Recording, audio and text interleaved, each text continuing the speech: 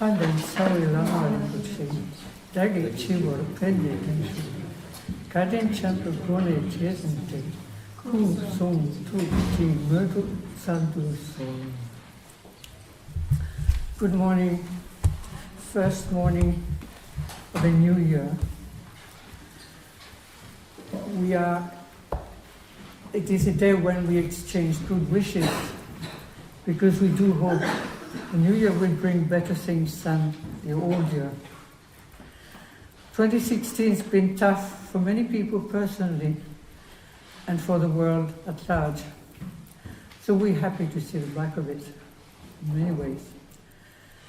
In another way, we are very lucky to be able to see a new year, because many people haven't been able to make it to this day.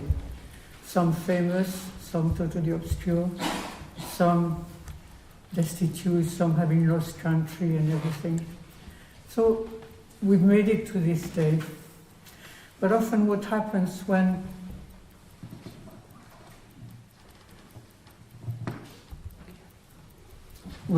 sometimes if a year has been very tough, we come to the end of it feeling a little bit like we've lost some substance, that we've lost the wish to go on in a positive way. We feel kind of brought down by it, disillusioned, disenchanted, discouraged. And these are times when, to blow those cobwebs of happiness away, there's a need for a wind, a fresh wind to blow all that away, to start the new year in a fresh way. And it seems to me one of the nicest winds that can do that is inspiration. Inspiration can lift us up. Inspiration will help us to refine aspiration, which will bring motivation. Sometimes if we're too burdened, we can't have proper inspiration, aspiration. So it seems to me that a nice thing to share on this day together is what can give us inspiration.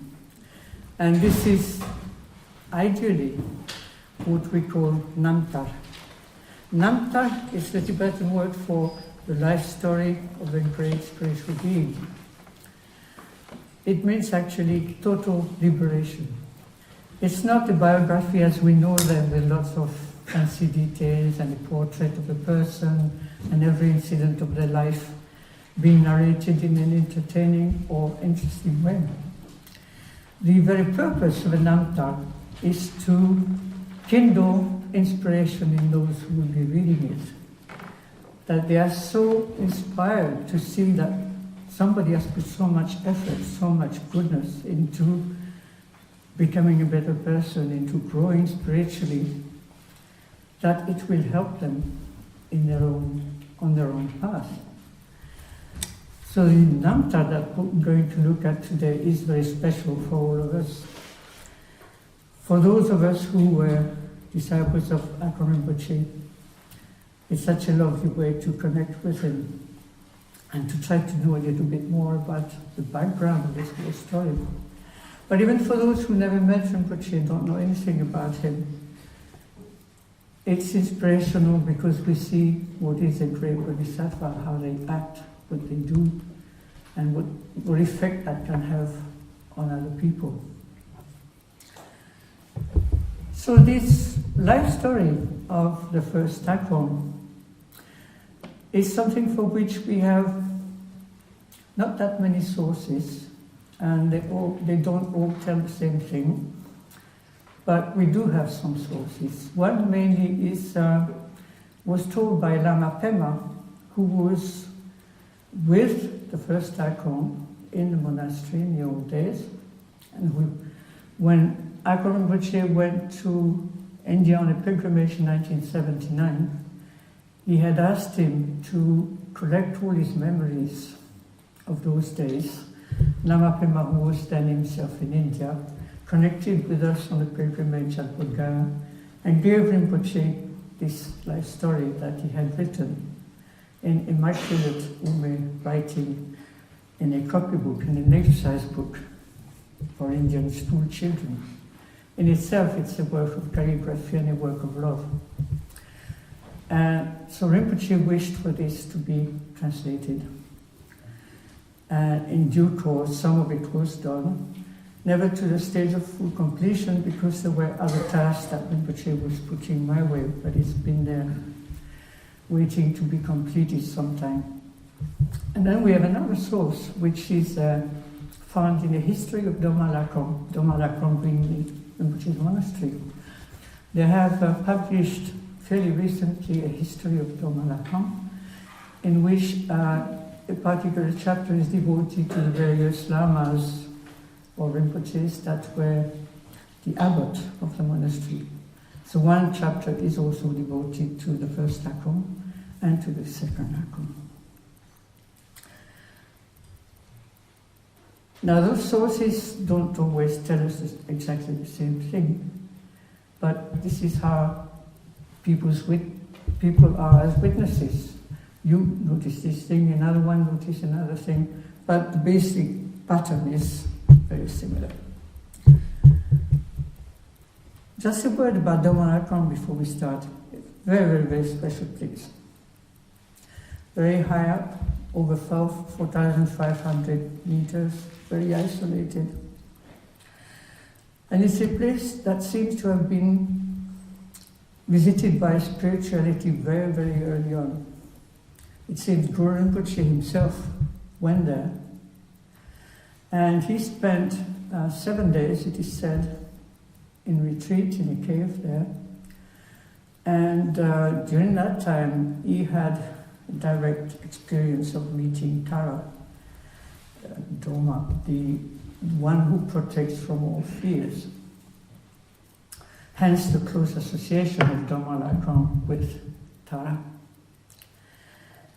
And incidentally, that cave, that particular cave that Guru Rinpoche sat in, is where our Akong Rinpoche, the second Akong, spent a few months in retreat himself.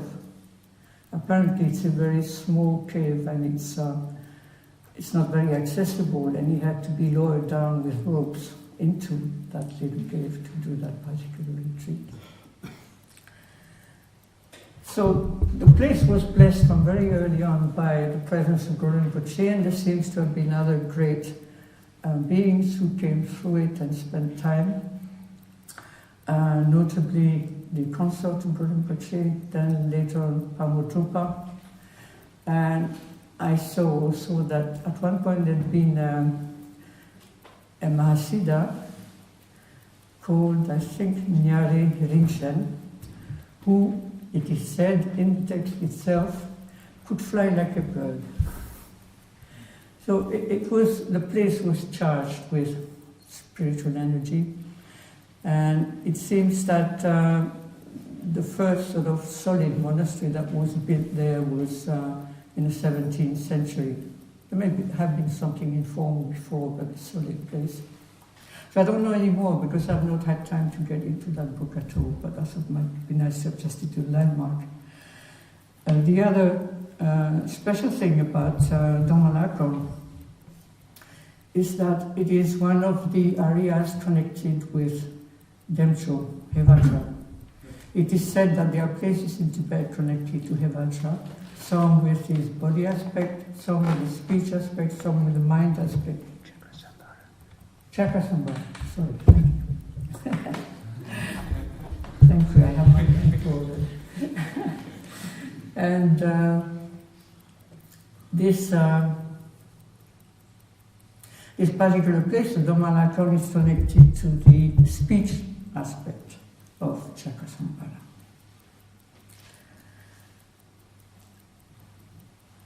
Now to go back to the one we now call in retrospect the first Akong.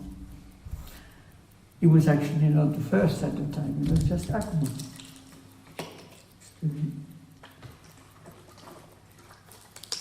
The name itself is written Akön, but his parents always pronounced it Akong, and it remained as Akong.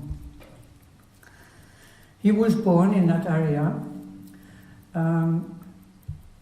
In the body, the aspect which is connected, in a place which is connected with the body aspect of Chakravartin.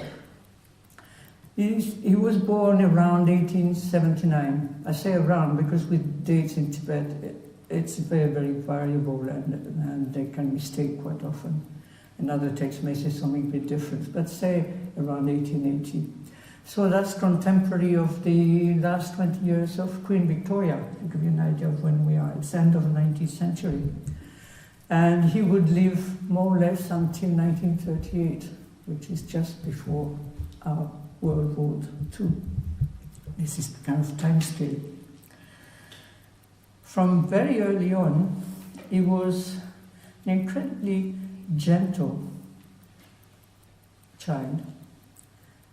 It seems that when he played with friends or his brothers, he always tended to mimic prayers or empowerments, or taking stones to make little stupa structures, or doing prayers for animals or insects that were dead, or saving them and he could, taking them out of the path, and so on. So he had that kind of strong bodhicitta leaning in him, awakened very, very early on. And he expressed the wish to go or to become a monk quite early.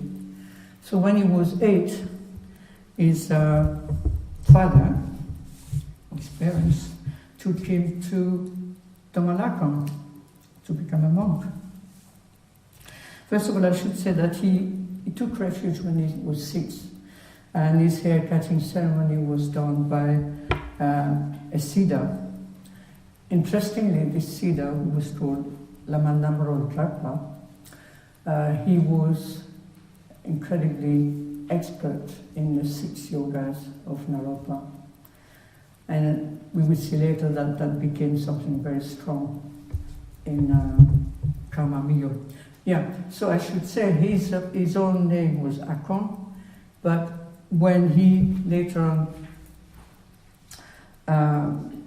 became a novice monk, he was given the name Karma Miyo, and that name was used throughout. They knew him as Karma Miyo, Miyo meaning unshakable, immovable. And it seems that this qualified his meditation very much. He was completely undisturbed. And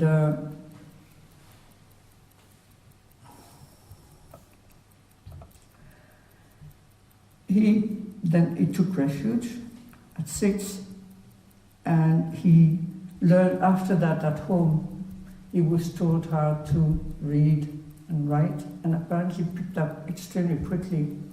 He had a very remarkable memory. He just needed to read something once, and he remembered it perfectly. At 8, he entered the monastery and started his training and his early studies. So at 13, we find that he gets his novice ordination from a great Khenpo from Akön, the famous monastery. And this is when he's given the name Karma Miyo. At 15, he starts really the very extensive course of studies, which cover what we know as the 5 aspects of knowledge, or the 5 sciences. So this includes grammar, logic, what is called the inner science, Dharma, medicine and astrology, arts and crafts. So he had this very, very thorough training that is given in monasteries. And he's noticed from very early on, besides his learning capacity, for his gentleness with everybody. He's kind to everybody, he's friendly to everybody, very easy to get on with. And also, he always keeps immaculate conduct with all his vows. He's very, very careful, very mindful. And that, for those of us who knew Rinpoché, brings a little bit of memory, because I don't think he ever met anybody as mindful as Rinpoché. And at 20, he becomes fully ordained. Now, this is sort of the external chronology. An important thing I forgot to say about Akong, and that's really most important, is that it was a contemplative monastery. It wasn't a place where people just sort of said prayers from morning to night. Of course, they did say prayers, but prayers for them were an instrument, a tool in the spiritual development. They were part of that development.